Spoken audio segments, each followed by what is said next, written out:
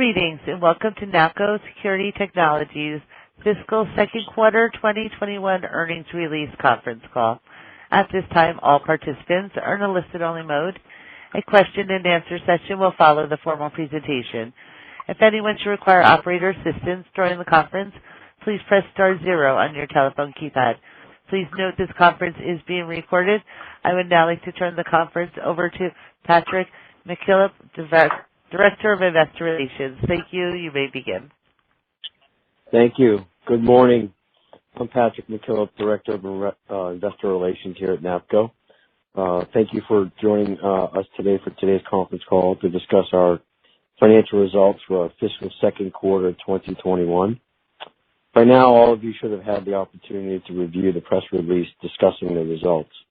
If you have not, a copy of the release is available in the Investor Relations section of our website, www.napcosecurity.com.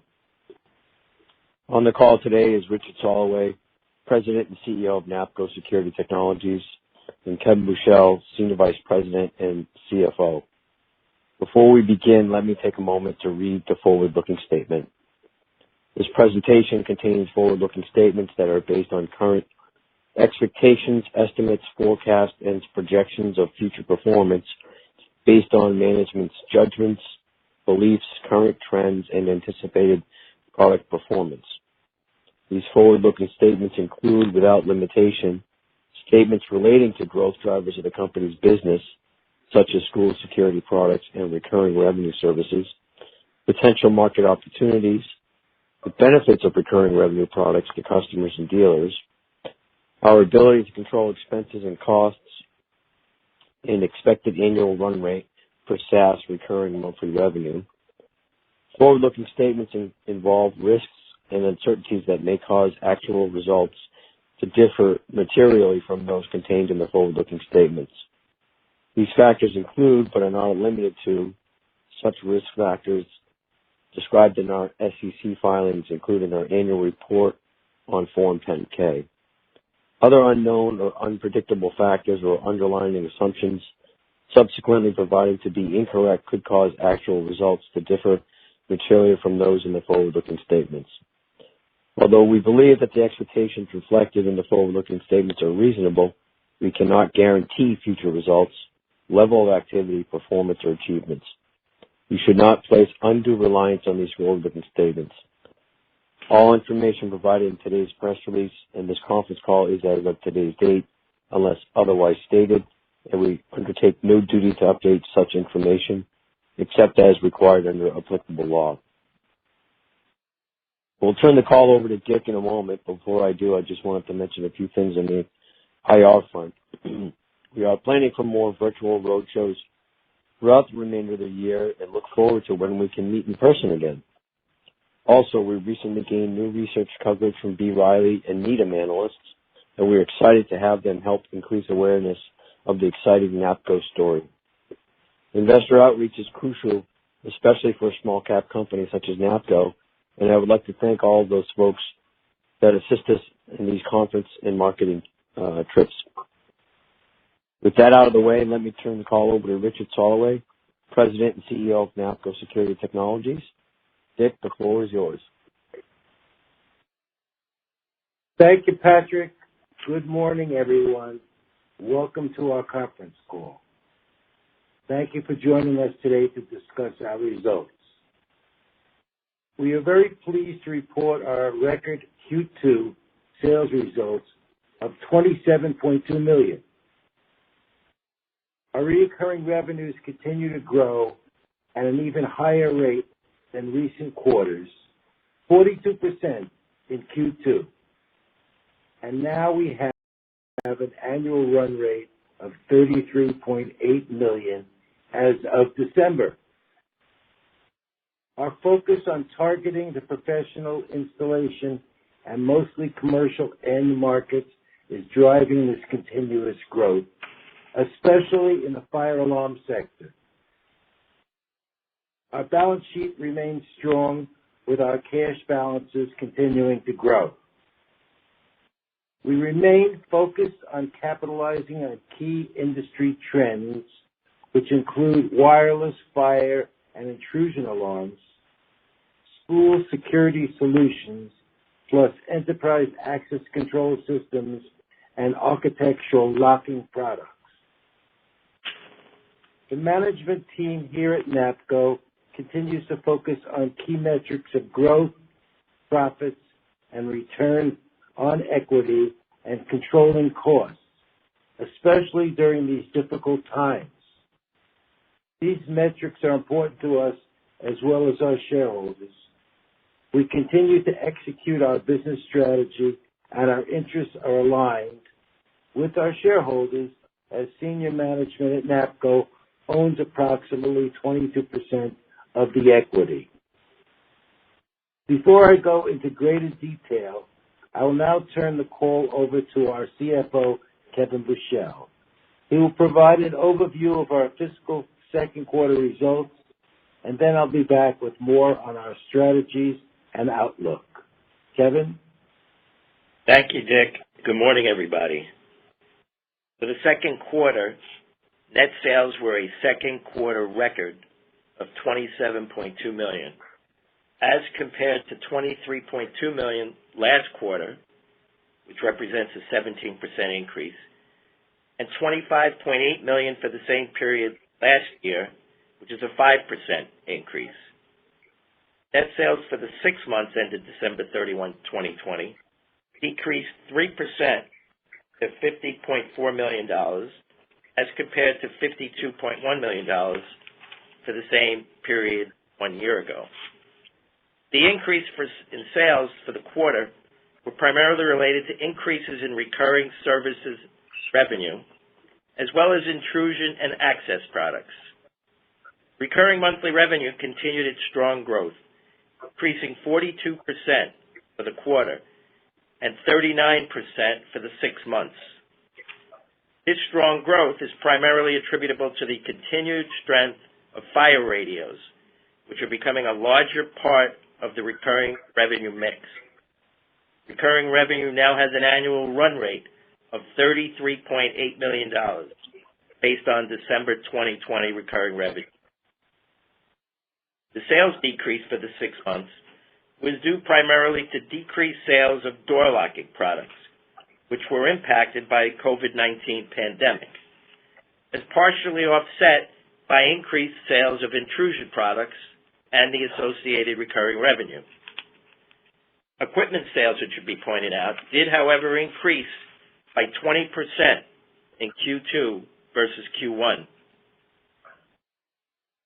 Gross profit for the 3 months ended December 31, 2020, decreased 6% to $11.4 million, with a gross margin of 42%, as compared to $12.1 million, with a gross margin of 47% for the same period a year ago.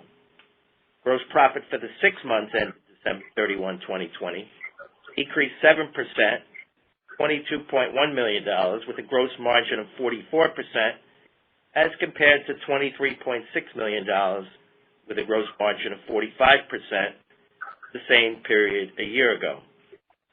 Gross margins for recurring revenue in the second quarter continued to improve, coming in at 85%, a 400 basis point improvement versus the year ago period, while also beating the Street consensus estimate of 81% by 400 basis points.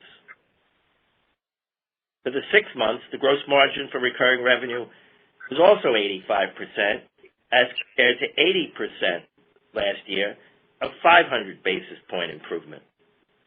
The increase in gross margin for recurring revenue was primarily due to the increased sales of our Starlink commercial fire radios, which generate higher margins, and as I previously mentioned, continue to become a larger part of the overall recurring revenue mix.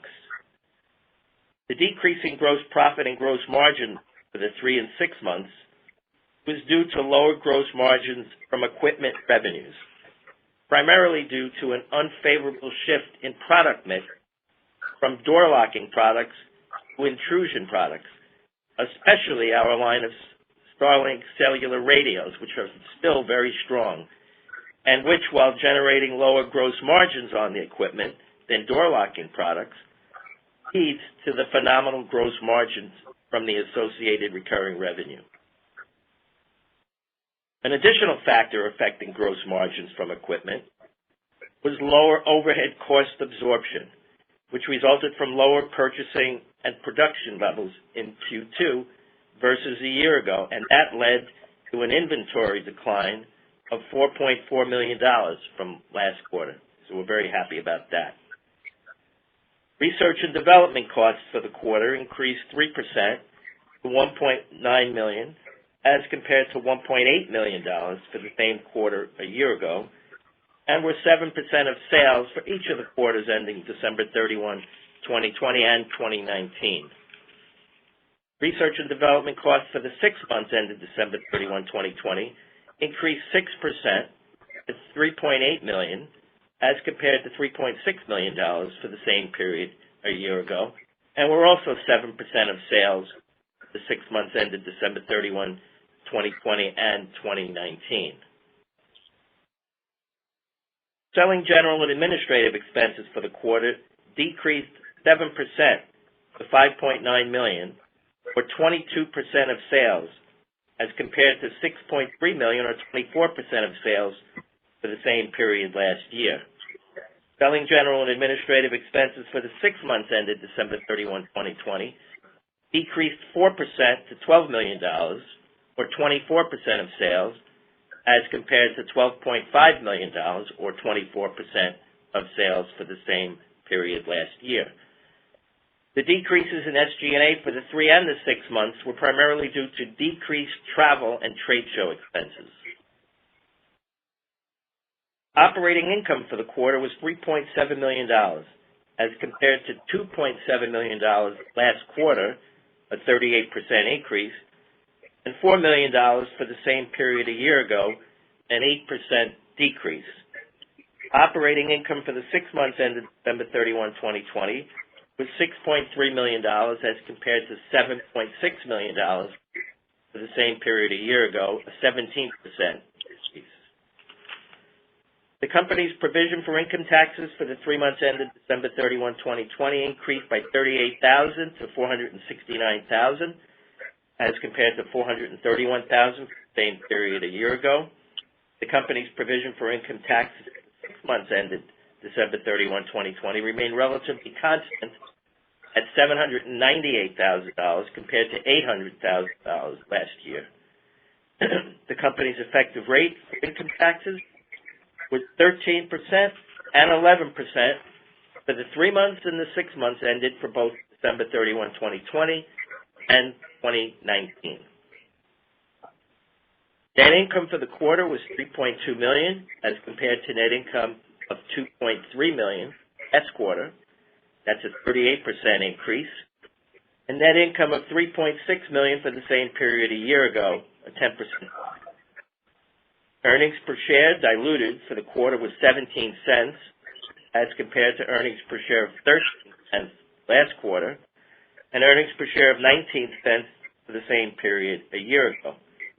Net income for the 6 months ended December 31, 2020, decreased 19%, $5.5 million or 30 cents per diluted share, as compared to $6.8 million or 37 cents per share for the same period last year.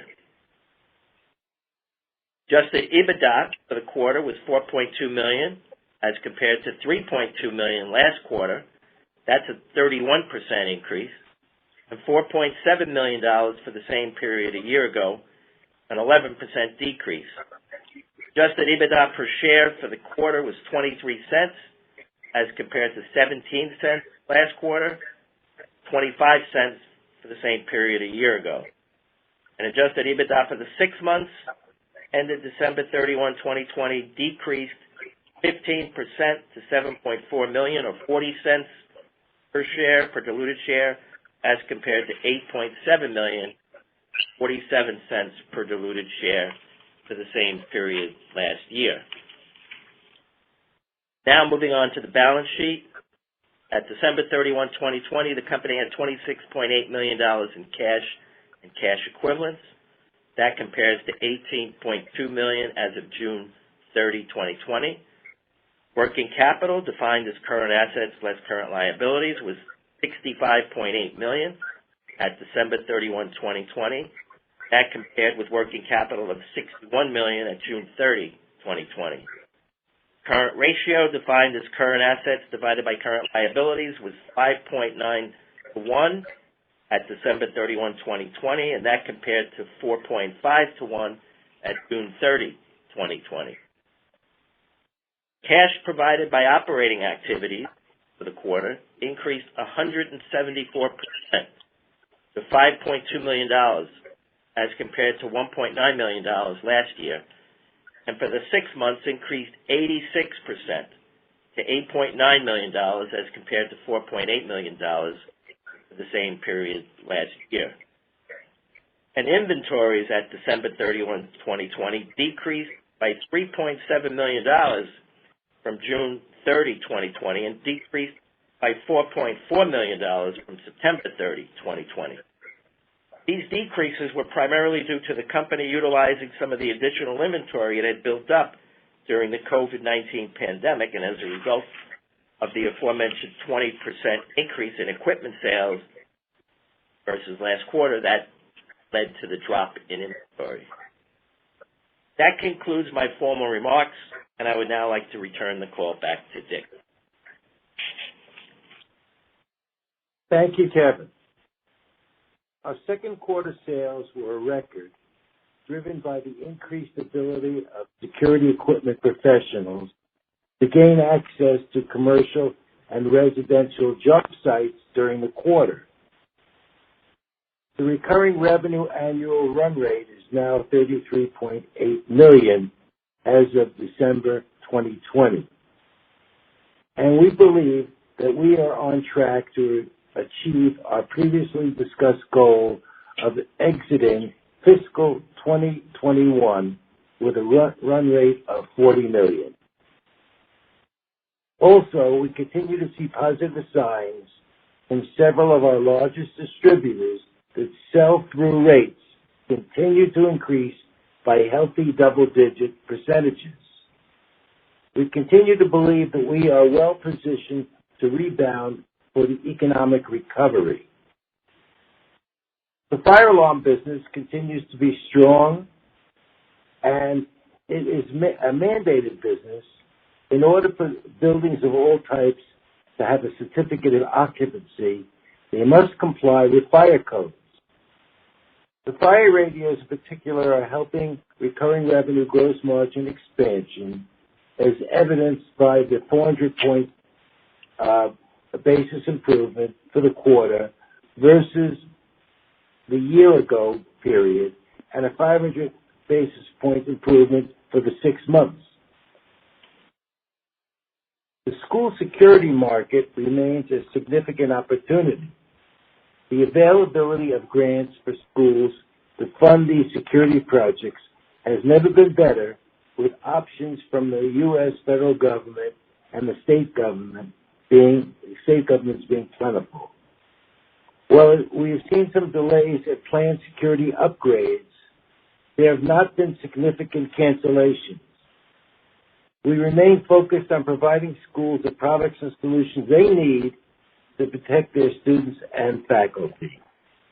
We recently issued a press release about a project at Montana State, Northern, in Avra, Montana, and we look forward to sharing more news about these project wins in the future.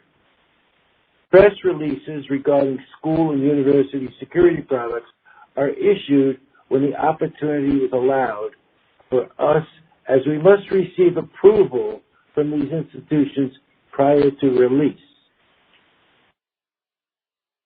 Our AT&T LTE version Starlink line of universal fire intrusion and IoT communicators are playing a vital role in the need for the upgrade of older 3G AT&T communicators. AT&T and Verizon have both announced the sunset of their 3G networks, which will happen during the calendar 2022 year. The clock is now ticking for integrators and dealers to complete the upgrades for their customers. Our Starlink communicators offer the widest coverage in the U.S.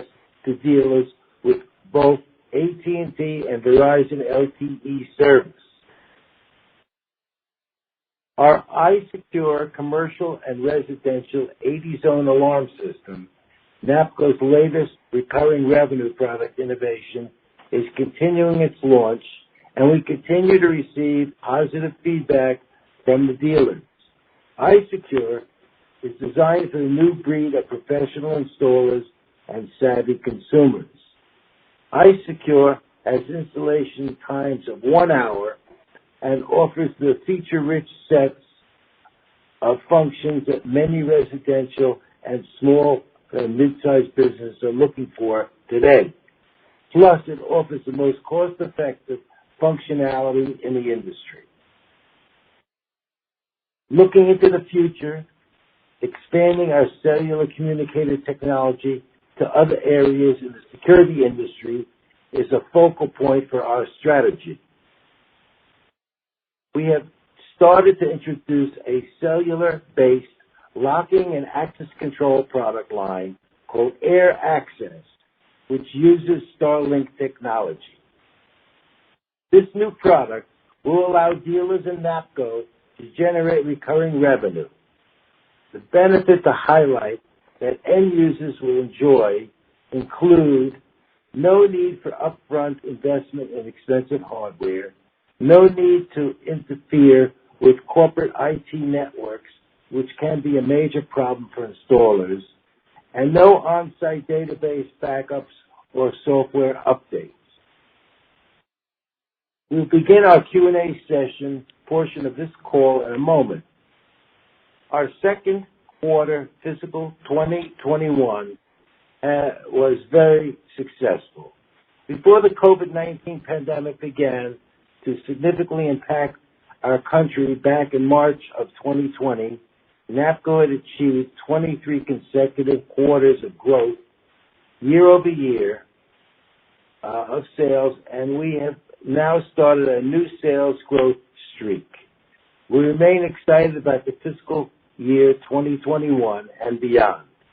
Napco senior management maintains a high level of ownership in our equity, approximately 22%, and I'd like to thank everyone for their support and for joining us in the exciting future we have.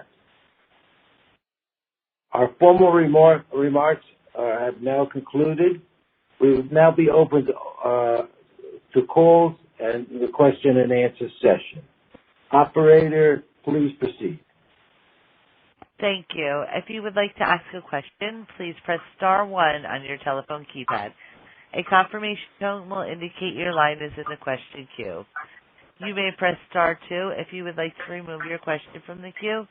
And for participants using speaker equipment, it may be necessary to pick up your handset before pressing the star keys. Our first question is from Rich Valera with Needham & Company. Please proceed. Thank you, and congratulations on the strong results, gentlemen. First, just encouraging commentary with respect to the sell-through trends that your large distributors are providing for you. Can you just clarify if the double-digit % you were talking about, Dick, was that year-over-year growth that you were referring to in those sell-through comments?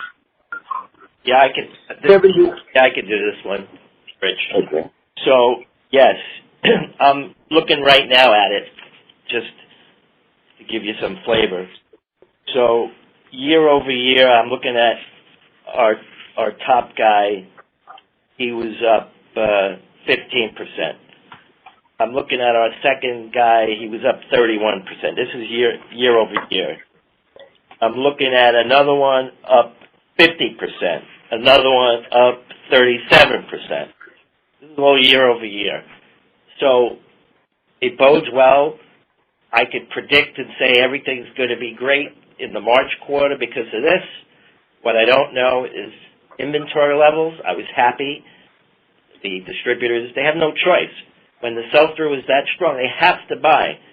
So we don't know what kind of inventory levels they're going to want to keep. But when you have those kind of year-over-year type growths, they have to buy. So we're optimistic. We'll know a lot as the quarter comes to an end. A lot of them buy a lot at the very end. More and more of them are buying throughout the quarter. But obviously with a 20% increase in equipment sales versus last quarter, we think we're back on track. Yeah, Rich, most of the sales, when we talk about sell-through, that's equipment going into jobs. More and more opportunities for the dealers to get into buildings, and they're doing the installation. Most dealers don't carry a lot of inventory, so the inventory is being pulled through and installed. So that's a very good sign. Yeah, it seems like a great leading indicator of future service revenue growth. And then just on the product side, Dick, it sounds like you're continue to make progress with iSecure. Is there anything more you can say about that in terms of just kind of the revenue trends or revenue contribution from iSecure? Sounds like you have good momentum there. Well, iSecure is a very feature-rich product, and a dealer putting it in, you can do it in an hour. And it takes a little bit of time to make it really a powerful mainstream product. But it has all the legs to be a very powerful mainstream product. So as more and more dealers use it, they want to continue with it and make it their prime control panel alarm system for commercial residential. So the hopes are such that from what we see and what we hear, it's going to have great legs to it. We have added some functionality to it to make it even better as we get feedback from the dealers. So that's going to make it even more powerful.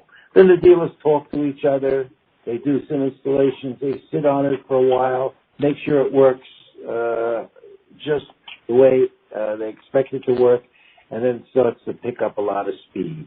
A lot of the competition has products which are in the category, but they don't have the feature set that this does.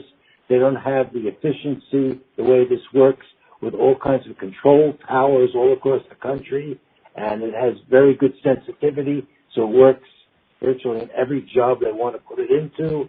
It's very, very unique, and its price point is fabulous. We designed it so that it's very cost effective. The dealer can grow his business without spending as much for equipment and get a fabulous product, which is top of the market. So in functionality. So we have very strong hopes that this is going to be a major hit for our company. Great. Thanks for that, Dick. With that, I'll pass it on. Thank you.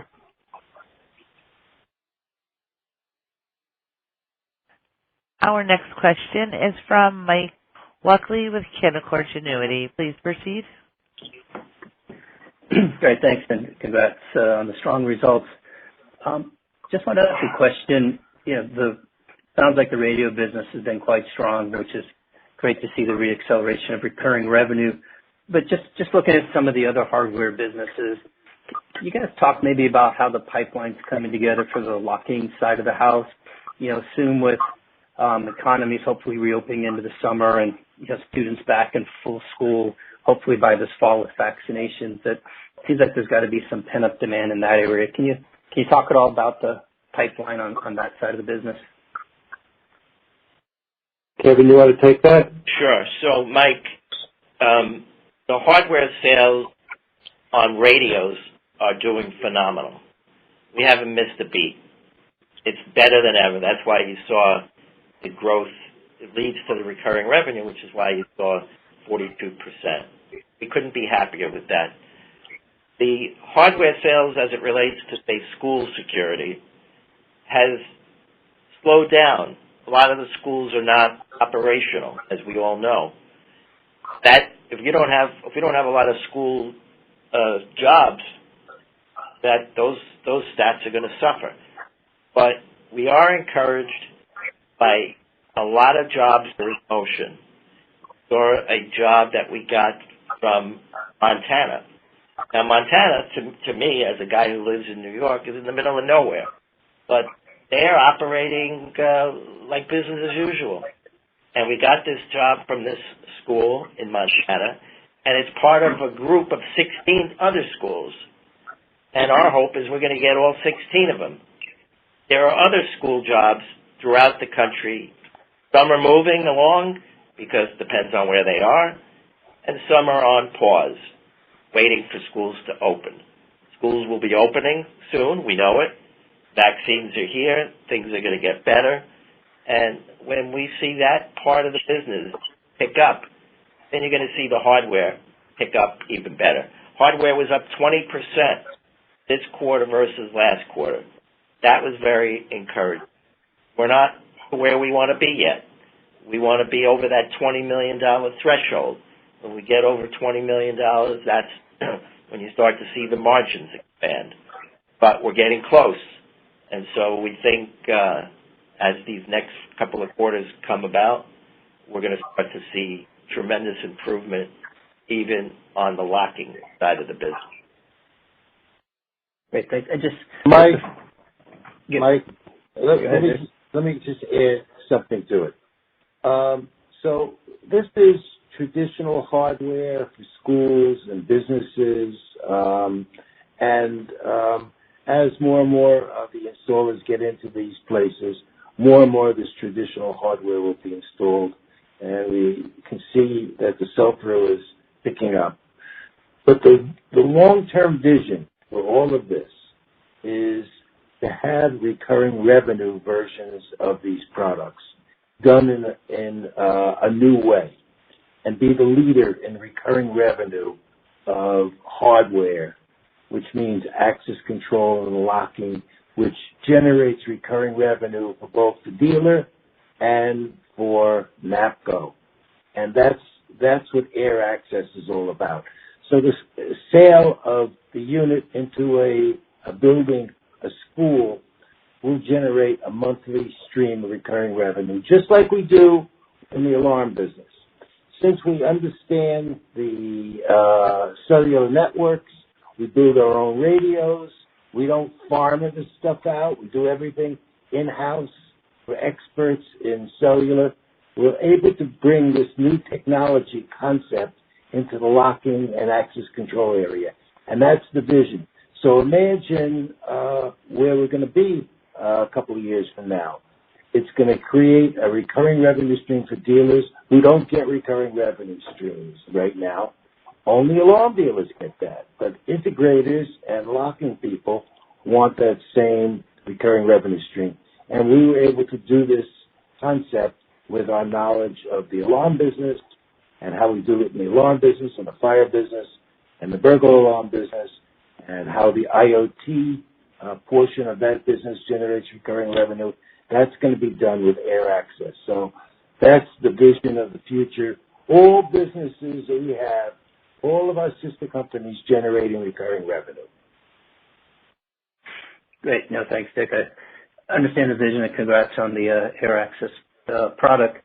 And that just leads to my follow-up question, kind of for both you and Kevin. Just in terms of more recurring revenue hardware projects, are you willing to give up any hardware gross margin to drive a recurring revenue, or should we expect as the business scales, usually that June quarter seasonally strong? I know it's tough with COVID to predict quarterly results, but assuming equipment revenue gets above $20 million, should we see gross margins start to get back above 30% on the hardware side, or are you willing to trade off a little lower gross margins to accelerate that recurring revenue growth that's been at such strong margin? Thank you.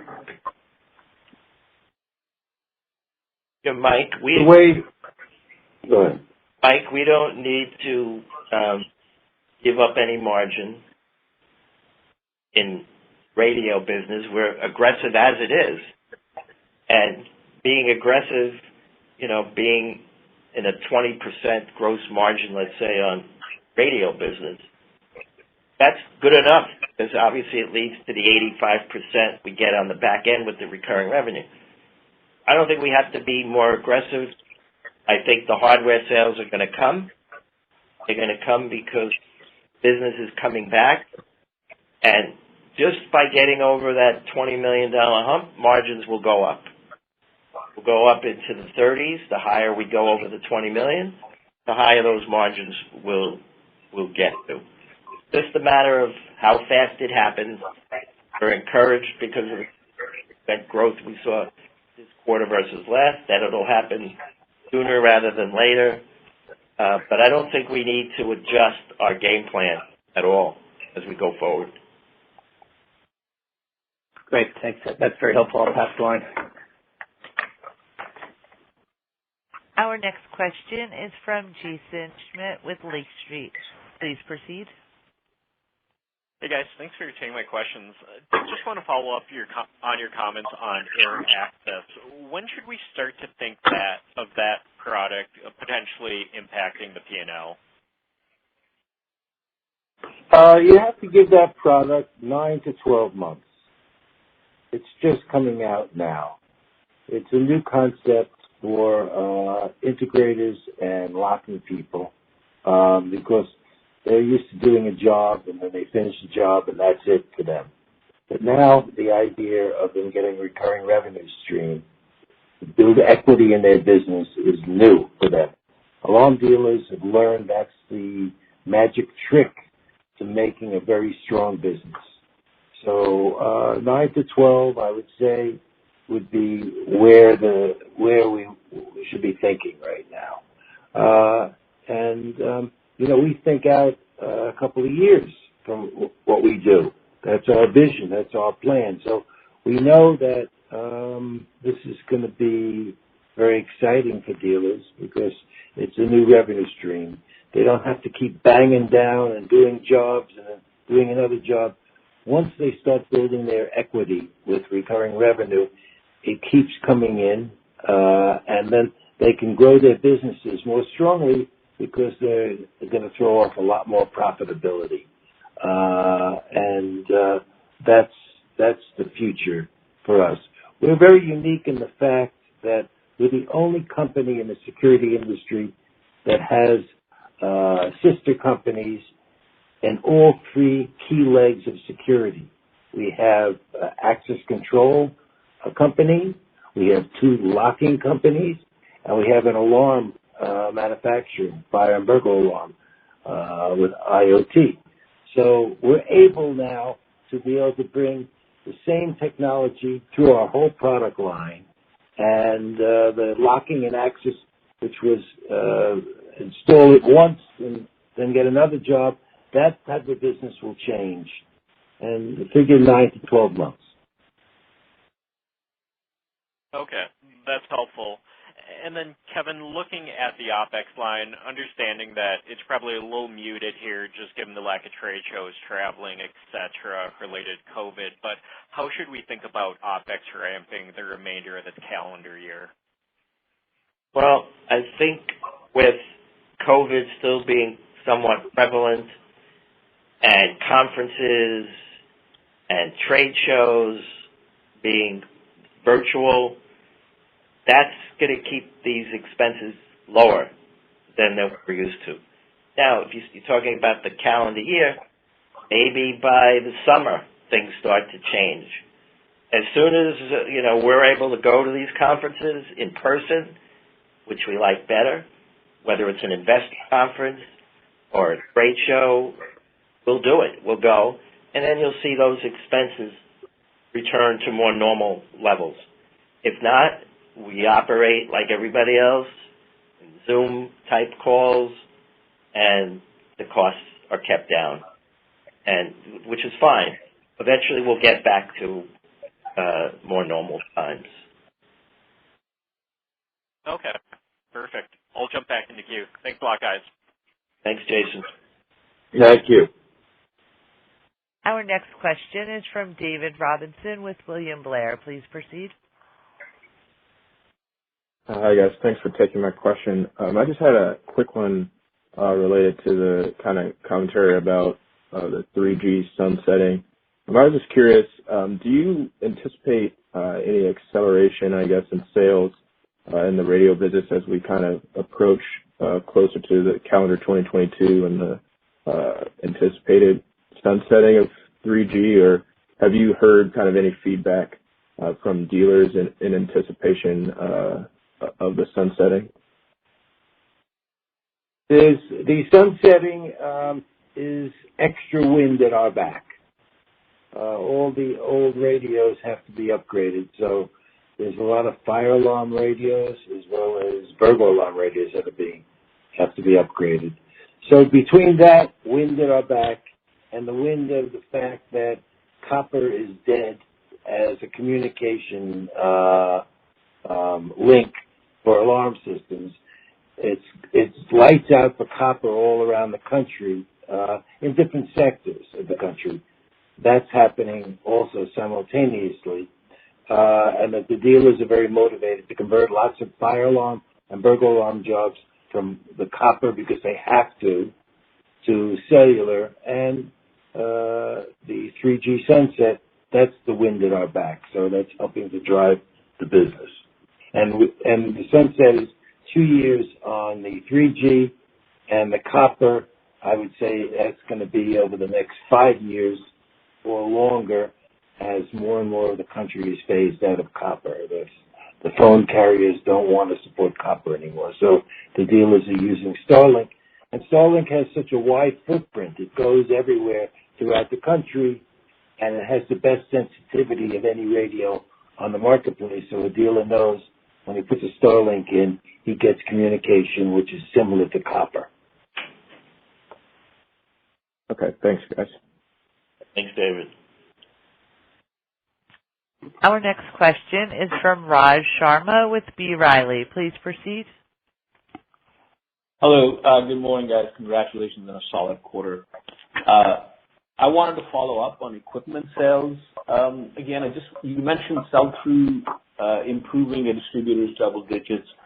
Can you address again the pricing power on equipment sales? I know you mentioned that the lower gross margins. Kevin, you mentioned lower gross margins with locking doors versus the intrusion.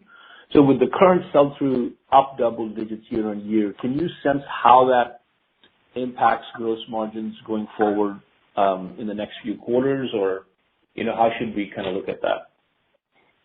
Right, Raj. So when the locking sales improved, and they started to in this past quarter, their margins are much, much better than the margin on the radio. So a radio margin will be 20%. Margin on a door locking device will be 40%. It could go as high as 50% if it's in a school on a lockdown system, combining with our access control products. So when you get more of those 40 to 50% margin products, obviously you're going to start seeing hardware margins go up. That's what we always have experienced. It's on a temporary halt, sort of, with schools being slower than we'd like. But as that comes back, margins will go right back up and then some. The thing that we're very happy about is that throughout this pandemic, we haven't seen any decline at all on the radio business.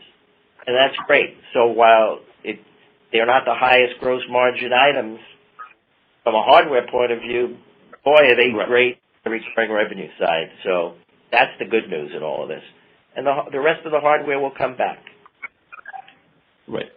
So the radio, of course, the radio sales, of course, generate the recurring revenues, and that's incredible. So in addition to the product mix change with locking doors, you're also going to get the scale as, the double-digit sort of sell-through is pushing up the equipment sales. You're going to get an improvement there as well. Yes. So as we go over that $20 million per quarter, right, then you get into the Dominican Republic manufacturing leverage, where the higher it goes over the $20 million mark, the higher the margins go, because you don't have to add any real cost. Your structure is in place. We could do $100 million of annual revenue per shift in the Dominican Republic. It's a low-cost facility. A factory worker earns, $2,500 a year. And if that's the only thing we're going to add to the equation, because we have space, we have the supervisors in place, we have the machinery, then you're going to get overhead absorption, gross margin expansion, which is what we like to happen every quarter. And, as we approach the fourth quarter this year, hopefully we'll be back getting that strong leverage again. Got it. And then on the recurring side, the rise in the fire and the burglary alarms, were spread across any sort of broad segments, any particular segments that perform better than the others? You mean within recurring revenue? Yeah, within recurring revenues and the fire alarms, burglary alarms, in the different commercial segments that you cater to. Yeah, when I look at it, I see fire radios as the main thing. I don't have it broken down within fire radios. Fire radios, just as a segment, was very strong.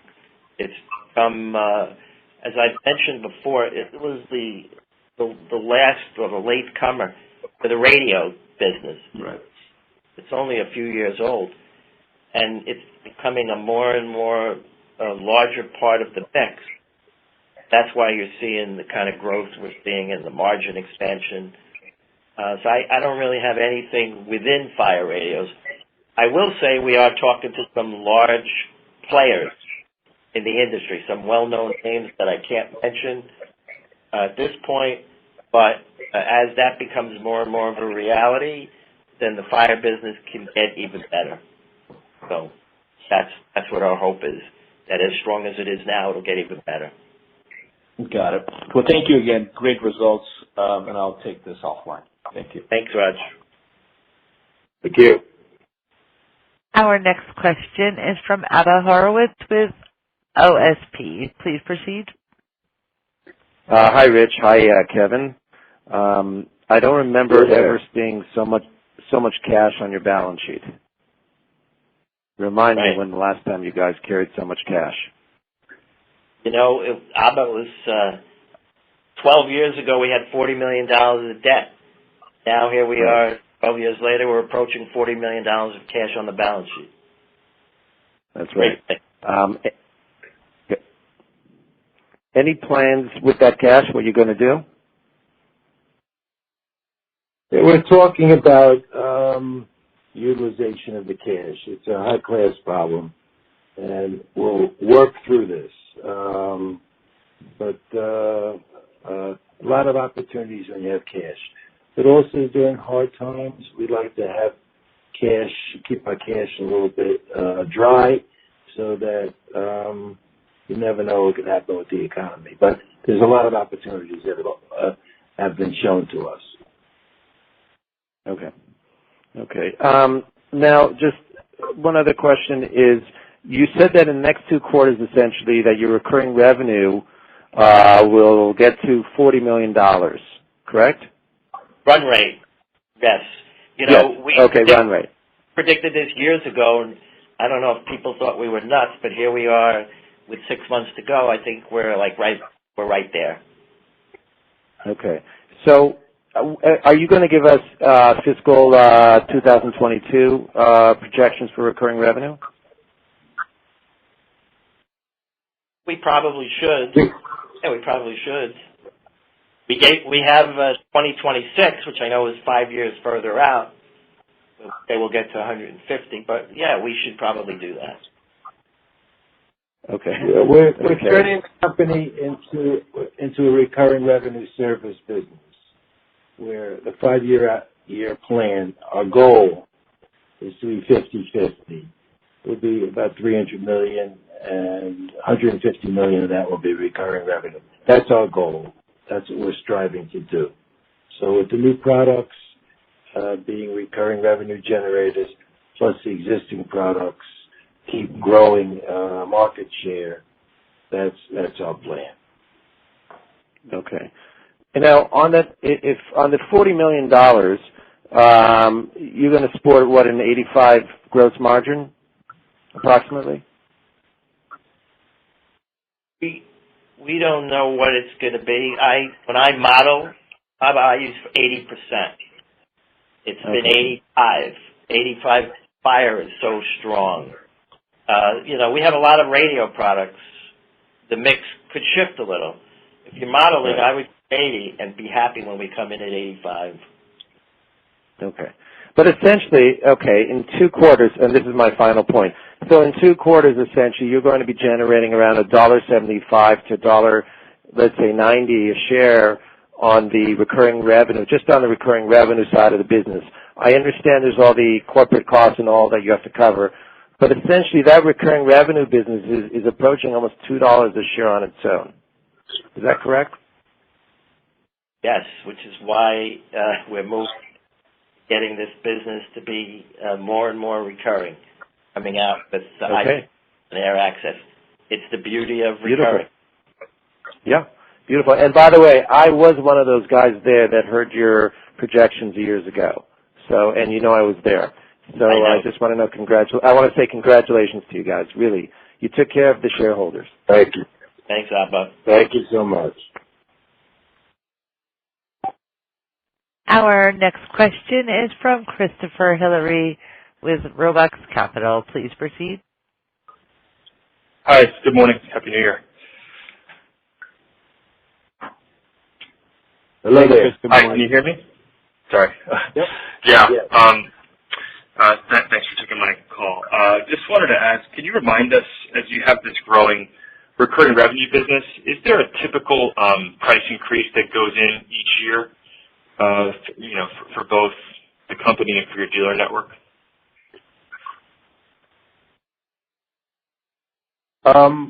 We want to keep our prices competitive, and we'll adjust to the market as necessary. But we're really not seeing any pressure right now. The offering is very, very unique, and the performance of the equipment is very, very unique. There's nothing quite like it on the marketplace. So it's not a pressure that we're feeling at this point. Okay. Do prices go up each year, or do they tend to just stay stable in terms of the monthly fees? Stability. Okay. Yeah, we haven't had to change anything at all. It's a service that speaks for itself, and the dealers are thrilled to get it, and it just drives itself. We don't have to do anything. Okay. Then one more maybe. Obviously, school budgets, it's been a pretty disruptive year. Seems like a lot of districts have down budgets going into next year. At the same time, perhaps there's going to be some national spending support. I mean, is there anything that you're aware of that would shape your perspective on the outlook for spending as we head into the next school year in the fall? We've seen more and more advancement of bills in Congress in certain states. I know it's not top of mind, school security, because a lot of the kids are out of school, or people are just worrying about how to get out of the whole remote learning fiasco. But we are seeing a lot of activity. And again, depending upon what part of the country, there's still a lot of school jobs going in.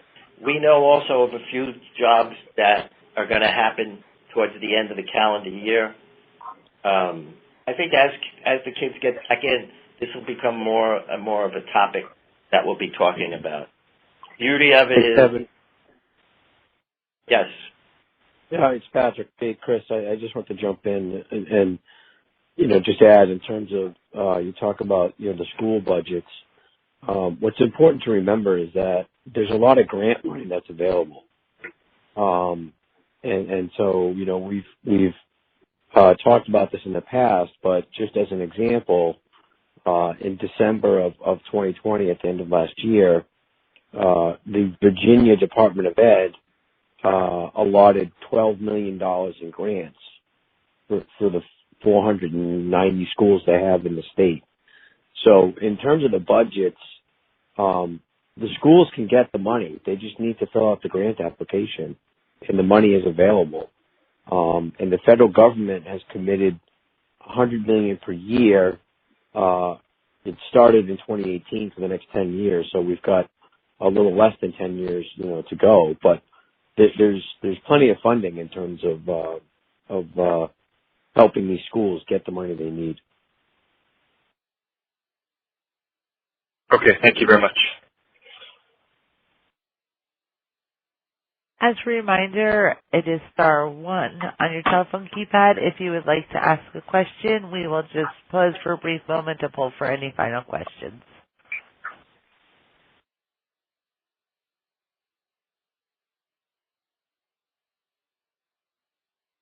Okay, there don't appear to be any more questions. Do we have any closing remarks? I do. So I want to thank everyone for participating in today's conference call. As always, should you have any further questions, please feel free to call Patrick, Kevin, or myself for further information. We thank you for your interest and support, and we look forward to speaking to you all again in a few months to discuss Napco's fiscal Q3 21 results. Bye-bye, and have a great day, everybody. Thank you. This does conclude today's conference. You may disconnect your lines at this time, and thank you for your participation.